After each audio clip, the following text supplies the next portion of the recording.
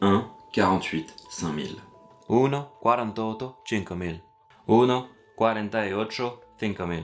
1, 48. Ok, on a compris, mais c'est quoi? Une enquête, 48 heures, 5000 réponses. Ce sont les chiffres d'une enquête portant sur les conditions des étudiants en travail social face au Covid-19. L'INSEE, le ministère des Solidarités, la DRGSCS? Non, la FNEM. La FESM. La Fédération nationale des étudiants en milieu social. La FNEM, c'est quoi? Hey. Elle a pour but de réunir, de représenter et d'informer les étudiants en milieu social. Soit 13 diplômes. Oui, 13. Ok, super, ils ont fait du chiffre, mais elle dit quoi l'enquête? Elle dit qu'ils galèrent. Les étudiants se précarisent de plus en plus. Alors déjà de base, c'était pas fou. 3,75 € de l'heure lorsque les stages sont gratifiés, beaucoup d'étudiants sont obligés de prendre des petits boulots à côté. Va trouver des petits boulots, toi, quand tu dois faire des 14h, 23h une semaine, puis des 7h, 14h l'autre semaine. Mais alors là, en période de confinement, c'est pire. Selon l'enquête, 60,4% des étudiants ont vu leur stage s'annuler, donc avec une perte de la gratification. Et pour ceux qui avaient des petits boulots, ils sont comme les autres, au chômage. Donc question, quand vient le moment de payer ses charges, comment faites-vous? Vous allez comme d'autres, vivre dans votre voiture? Vous sautez plusieurs repas?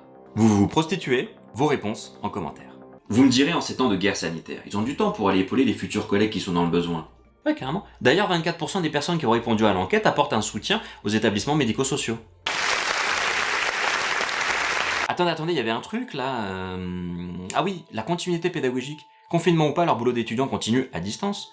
Donc le rendu des dossiers, les synthèses, les travaux de groupe, etc. etc. C'est sûr que lorsqu'on vient de bosser 35 heures dans un établissement confiné, on a vachement la tête à se mettre dans les dossiers. Coucou les personnes en apprentissage ou en emploi, coucou aussi aux parents qui vivent ça, confinement ou pas. Parce que oui, lorsqu'on parle d'étudiants en milieu social, on parle pas que des plus de 18 ans. On parle des parents, des darons, des expérimentés, des matures, bref, des étudiants de 18 ans à 60 ans et plus. Ouais, c'est pas faux. Bon, vous me direz si on enlève la précarité, les conditions de vie compliquées, la solitude de certains, la vie étudiante c'est quand même chouette, non? L'école à distance, ouais c'est cool. On est sur Teams, Zoom, Skype, Discord. On peut surfer en direct sur les notions, faire des apéros en FaceTime, faire des TikTok lorsqu'on craque. Ouais, carrément. Si jamais on est équipé. 43,6% des personnes qui ont répondu à l'enquête ne disposent pas du matériel informatique nécessaire ou de la connexion suffisante pour suivre les programmes. 43,6%. Ah bah oui, on n'a pas tous la chance d'être en connexion au débit ou d'avoir un PC rien que pour soi, hein. Bref, je vais pas m'énerver.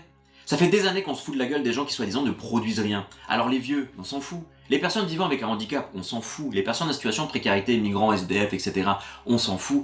Les enfants de la protection de l'enfance, on s'en fout. Alors les étudiants, on s'en bat les couilles. Alors que dire? Pour la première fois, j'ai pas trouvé de mots pour conclure, alors je mets le personnage de côté pour faire un cri du cœur.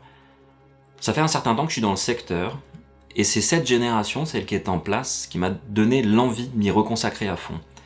C'est en faisant des interventions dans une école, après des premières, des deuxièmes, des troisièmes années, que vraiment j'ai pu voir que oui, ok, ils étaient jeunes, ils étaient parfois naïfs, ils ressemblaient pas aux vieux de la vieille, mais que putain, ils avaient une vraie quête de sens de ce qu'était l'autre, pas d'aider son prochain ou autre, non, sens de l'humain, sens de la relation. Alors, peu importe les conditions difficiles, s'il vous plaît, ne perdez pas ça.